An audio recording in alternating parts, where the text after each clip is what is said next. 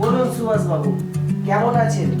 আর কি ভালো করে থাকবো বলুন? যাই গুণধর ছেলেরা নিজের বাবাকে সম্পত্তির লোভে মারে, তারা কি ভালো থাকতে পারে? সবই তো বুঝলাম, কিন্তু সুভাষ বাবু আমি কি করি বলুন তো? আপনি যদি কোনো ব্যবস্থা না নেন, আমার তো কিছু করার নাই। কার বিরুদ্ধে ব্যবস্থা দেবো? ওরা তো আমারই ছেলে। ছেলে?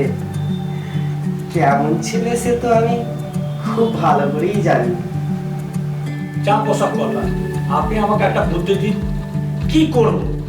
ওই ছেলেদের যদি সম্পত্তি দিই, ওরা সব শেষ করে দেবে। সবই তো বুঝলাম, কিন্তু শুনেছি আপনার মেয়ে তো খুব ভালো আর অনেক পড়াশোনাও জানে। আপনি বরং একটা কাজ করুন না, আপনি আপনার মেয়ের নামে পুরোটা উইল করে দিন। আপনি যদি বলেন, আমি তাহলে সব পেপারপত্র ব্যবস্থা করছি। বাবু, আমি এটাই চাই, কিন্তু ছেলেদের তো সাইন করাতে হবে। সুভাষবাবু, আপনি কোনো চিন্তা করবেন না, ছেলেদের সই করা বাদ দায়িত্ব আমার। আপনি নিশ্চিন্তে থাকুন, আমি ওদের সই করিয়ে দেব।